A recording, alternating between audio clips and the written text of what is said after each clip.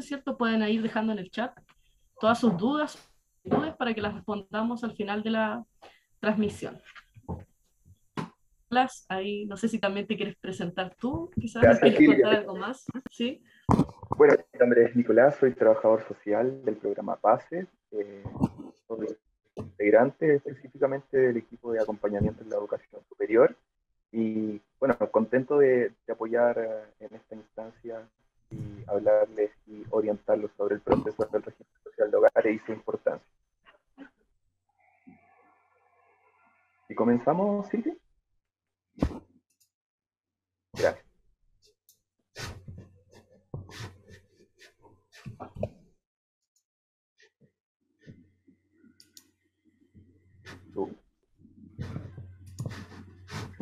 Y avanzamos una diapositiva, Silvia. Gracias. Bueno, ¿qué es el registro social de hogares? A modo de contexto, es importante mencionar que a partir del año 2015, el Ministerio de Desarrollo Social y Familia regula el sistema que perfecciona la identificación y selección de los beneficiarios de prestaciones sociales, creando el Registro Social de Hogares. El Registro Social de Hogares es un sistema de información cuyo fin es apoyar los procesos de selección de beneficiarios de un conjunto amplio de beneficios, subsidios y programas sociales.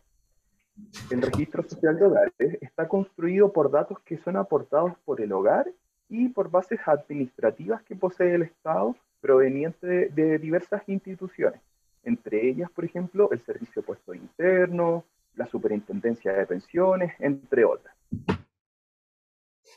¿Ya avanzamos, Silvi?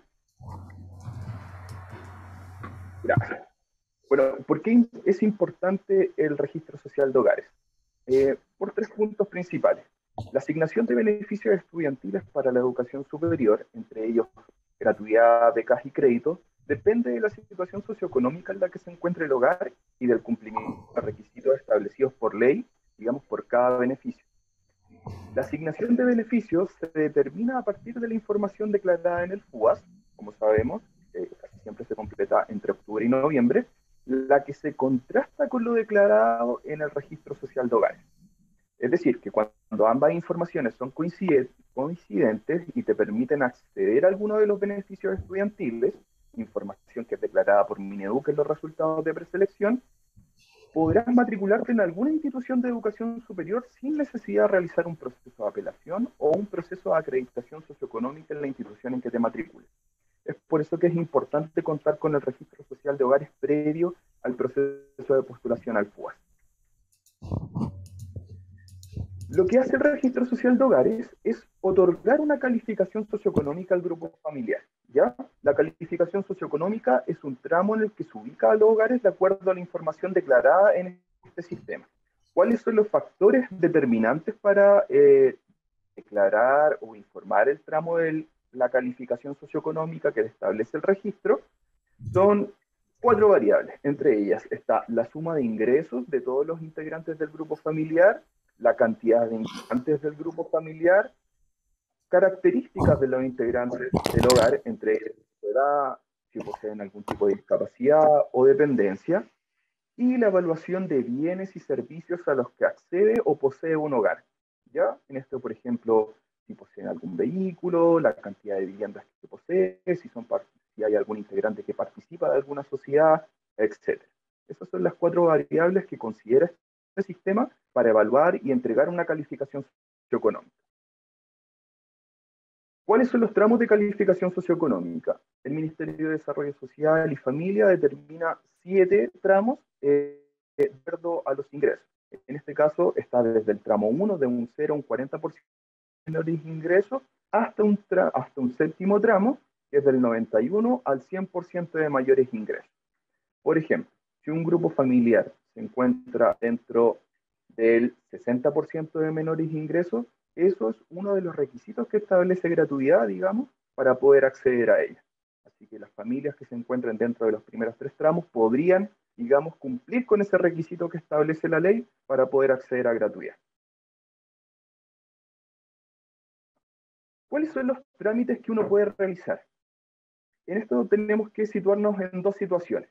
La primera es si un grupo familiar sin registro social de hogares, y una segunda es cuando existe un grupo familiar que ya posee un registro social de hogares.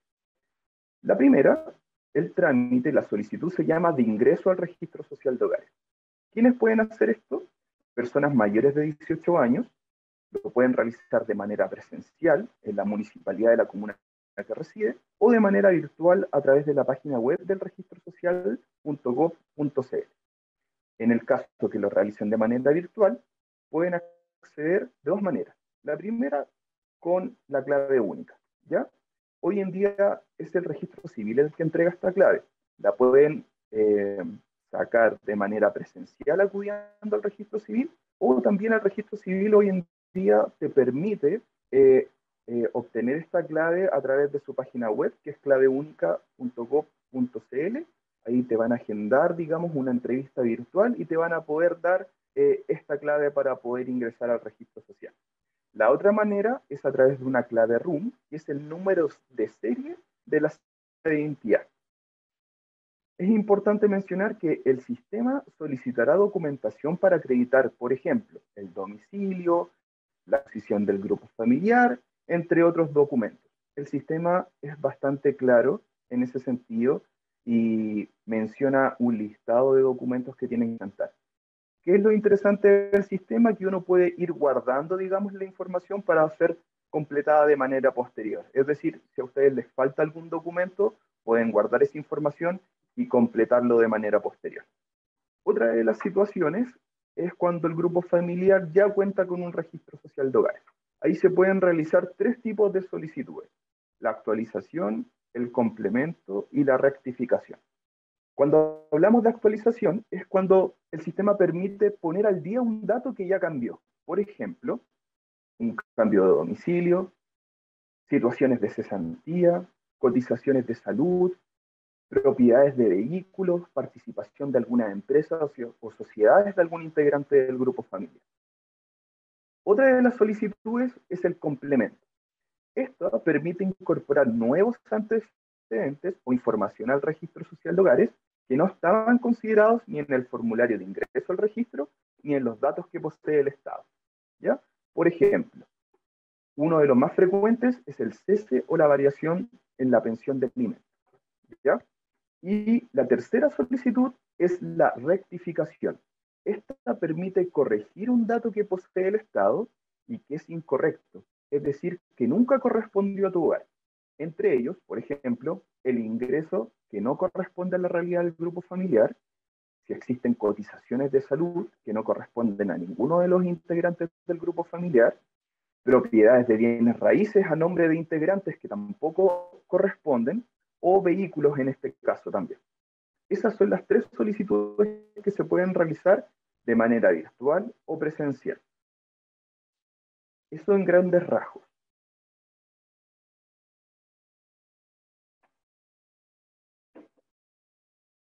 No sé si tenemos alguna duda, Silvia. Eso es a modo general el sistema. ¿Se puede hablar un poco más fuerte, no? Francisco. ¿Hablar más fuerte se puede? Claro. Porque se escucha un poco bajo. Escucho como... Ok. Por favor. Bien ahí? Ahí sí, ahí sí. Genial.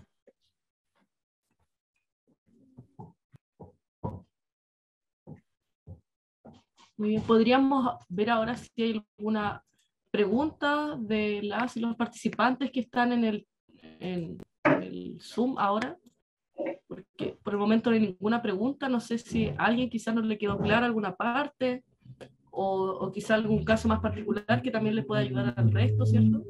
Al resolverlo. Silvia, yo considero importante mencionar un elemento, algo que me ha pasado en la práctica. Por ejemplo, cuando me preguntan qué es un hogar o cómo el sistema, digamos, del registro social de hogares considera un hogar, ¿ya? El sistema lo considera como personas o grupos de personas unidas o no por un vínculo de parentesco y que comparten un presupuesto de alimentación común, ¿ya? Un hogar puede estar integrado por una persona o un grupo de personas y se estructura en torno a un jefe de hogar, de tal modo que cuando esté constituido por una persona, por ejemplo, un hogar unipersonal, es el jefe de hogar, ¿ya? En una misma vivienda pueden haber unos o más hogares. Sabemos que existen terrenos en que pueden haber varios hogares, pero no puede haber un mismo hogar en varias viviendas, ¿ya? Si una misma vivienda hay más de un hogar, se puede aplicar un formulario de ingreso al registro social diferenciado por cada uno de estos hogares que se encuentran, digamos, en algunos terrenos.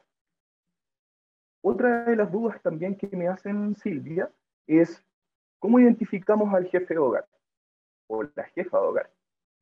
El sistema es bastante claro en este sentido. Es la persona que se considera como tal por las personas que integran el hogar, ya sea por razones de dependencia económica, por parentesco, por edad, por autoridad, por respeto. Ya es bastante amplia la definición en ese caso del sistema.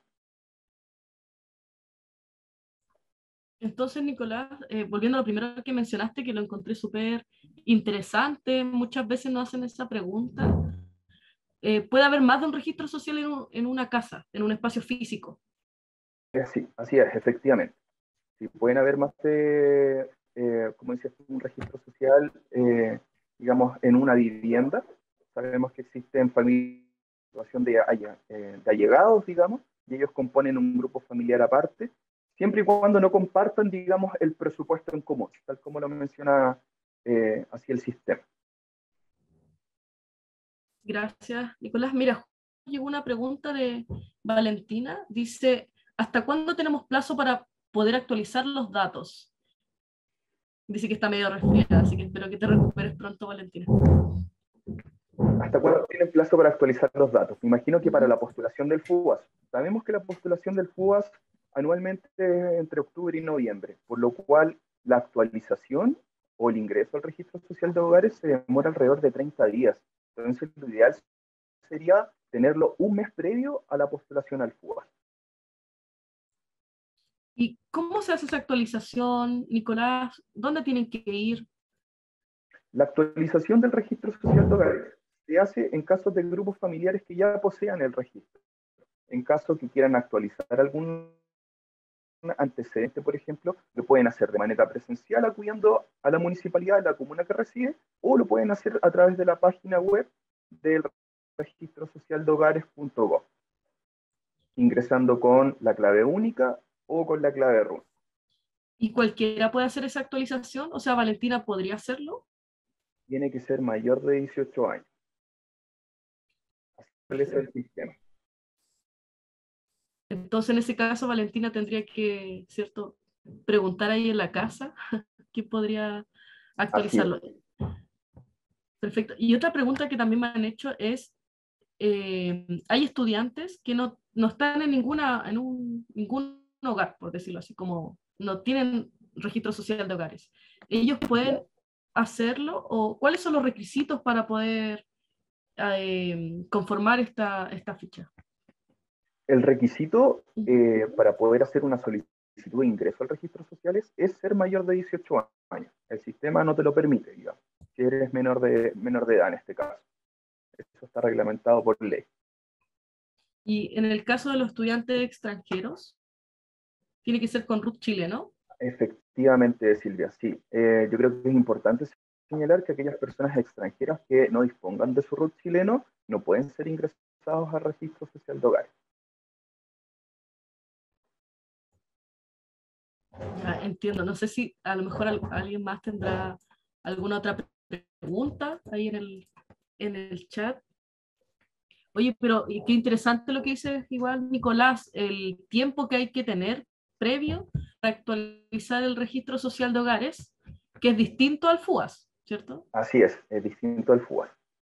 Sí, es importante tener actualizado o hacer la solicitud de ingreso con mínimo 30 días de anticipación. Es decir, un mes antes de octubre sería lo ideal que contaran los y cada estudiantes con su registro social de hogares para poder postular al FUAS de manera posterior. Porque como mencionaba en un principio, lo que hace el registro social de hogares es tomar esta información del FUAS y ver si son coincidentes, ¿ya?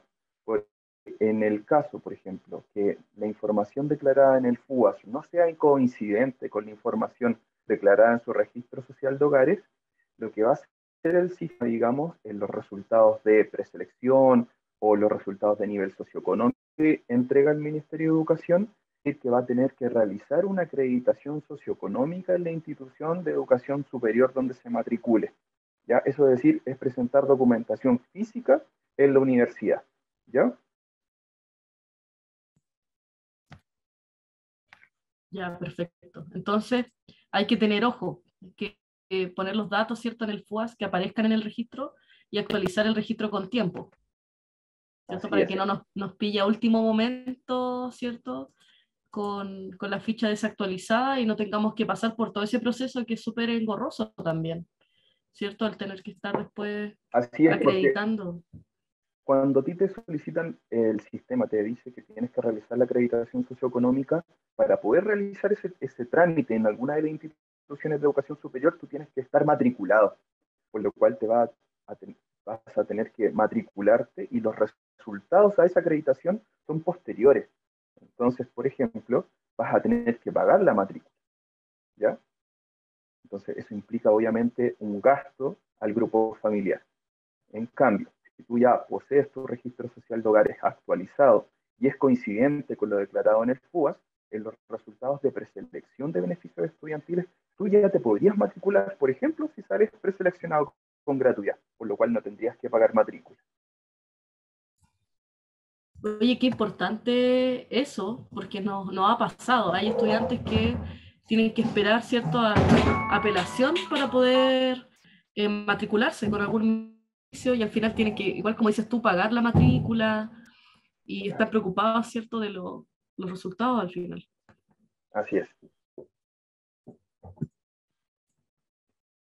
No sé qué, a lo mejor Nicolás, algún consejo que quieras darle a los chiquillos, a las chiquillas que nos están viendo sobre el registro social de hogares, sobre el FUAS. Yo creo que el consejo, Silvia, es que realicen, digamos, la actualización o el ingreso al registro social de hogares de manera anticipada. En lo posible, que lo hagan lo antes posible, antes de octubre que comienza el proceso de postulación FUAS, para que no, como mencionaba, para que no tengan que presentar documentos en la institución de educación superior, porque eso implica tener que esperar los resultados de asignación posterior, ¿ya? Porque la acreditación socioeconómica no te asegura, digamos, que te vayan a brindar un beneficio estudiantil, ¿ya? Eso depende mucho de la evaluación que se realiza, por lo cual puedes estar matriculada en una institución de educación superior, realizar una acreditación socioeconómica, que salgan los resultados, y puede ser que esos resultados, digamos, no sean favorables a tu persona, digamos. Por eso es importante asegurarse de contar con el registro social de hogares de manera previa. Gracias, Nicolás. Bueno, ya sabemos ya que hay que ser mayor de edad para poder actualizar el registro social de hogares, que es importante que cuando después los que están en cuarto hagan la postulación a los beneficios, ¿cierto? Coincidan con los datos del registro social de hogares. Así es. Oye, ¿y qué pasa, por ejemplo, si cambia la situación del grupo familiar justo en el periodo en que se está llenando el FUAS? ¿Qué habría que hacer eso? En ese caso habría que esperar los resultados de nivel socioeconómico y los resultados de preselección que entrega el Ministerio de Educación, ¿ya? En base a esos resultados habría que evaluar, digamos, el mismo sistema te va a indicar qué es lo que tienes que realizar. Si tienes que realizar acreditación socioeconómica o, por ejemplo, si tienes que apelar a ese beneficio porque estás incumpliendo, por ejemplo, el requisito socioeconómico para optar a ese beneficio, que también le pasa a muchos estudiantes, es decir, declaran una información en el FUAS que no es coincidente, digamos, con el registro social de hogares, y el Ministerio de Educación le indica que no está cumpliendo con el requisito socioeconómico, por ejemplo, para optar a gratuidad. Ese estudiante no tiene que realizar una acreditación socioeconómica, ese estudiante va a tener que realizar el proceso de apelación. ¿Y cuándo inician los procesos de apelación? Posterior a los resultados de asignación que entrega el Ministerio de Educación.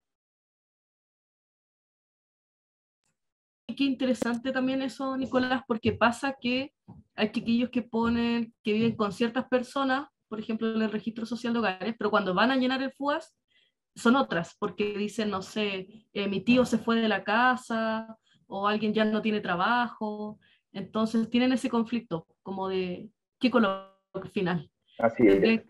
¿Tendré que colocar lo que está en el registro social de hogares y después hacer el cambio, entonces? o no? Yo recomiendo que declaren la información correspondiente a la situación actual de su grupo familiar, ¿ya? Posterior a eso, el Ministerio de Educación va a indicar, digamos, cuál es el trámite a realizar de ese grupo familiar.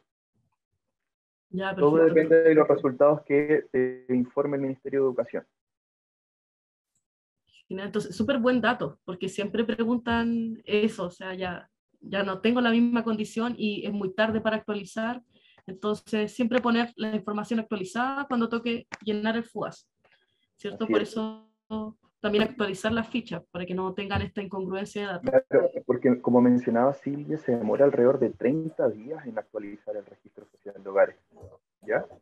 También es importante mencionar que en algunas situaciones, de manera aleatoria, se realizan visitas domiciliarias por parte de los municipios, ¿ya? Tengo entendido que actualmente, por la situación sanitaria que vive el país, están suspendidas las visitas domiciliarias, ¿ya? Es lo que arroja el sistema incluso cuando uno ingresa de manera virtual a la página del Registro Social de Hogares. Pero hay situaciones, por ejemplo, de hacinamiento en hogares o cuando existe, digamos, un terreno con varios hogares en la misma región, en esas ocasiones se realizan visitas domiciliarias por parte de los trabajadores sociales, trabajadoras sociales de los municipios. Entonces, importante colocar datos, ¿cierto? Así es. Porque además también respecto, y también la otra duda que surge, ¿cierto? Y que ahora acabo de recordar, es sobre los trabajadores independientes. ¿Qué pasa en ese caso? No sé si tú manejas información sobre eso, Nicolás. Trabajadores independientes de carácter informal, Silvia, Ujú. ¿Sí? ¿cómo completan el FUAS o cómo completan su registro? ¿Cómo completan el registro? Bueno, el FUAS también a los chiquillos les causa duda porque no saben qué monto colocar, ¿cierto? Porque no es fijo. De Claro, repente hay algunos papás que, no sé, trabajan en la feria, en algunos otros lugares donde, ¿cierto?, no tienen contrato, boleta. claro, el ejercicio que se recomienda hacer en esos casos es calcular el promedio del ingreso mensual, digamos, ¿ya? Un estimado en ese sentido. Nosotros recomendamos y orientamos a los estudiantes en caso de eh, que tengan padres, madres, digamos, que sean trabajadores informales, que estimen, digamos, un promedio del ingreso mensual y eso sea declarado en el FUA.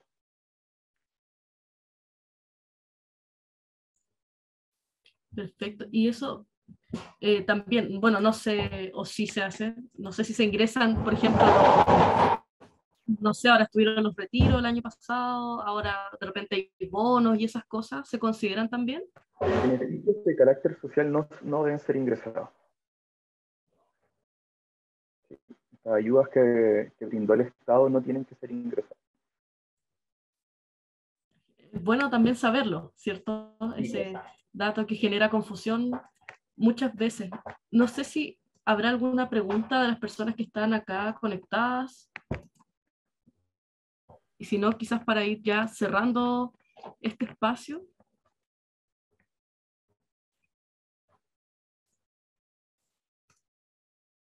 ¿No? Ah, hable ahora o calle para siempre. No, no, claro que no, porque por mi parte no tengo dudas, dice Javier.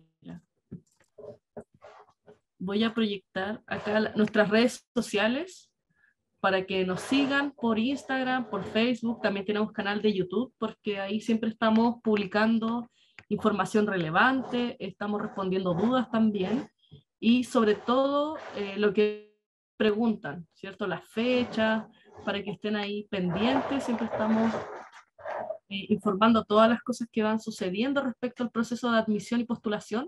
Así que les dejamos invitadísimos para que nos sigan en redes sociales y puedan hacer también ahí sus consultas.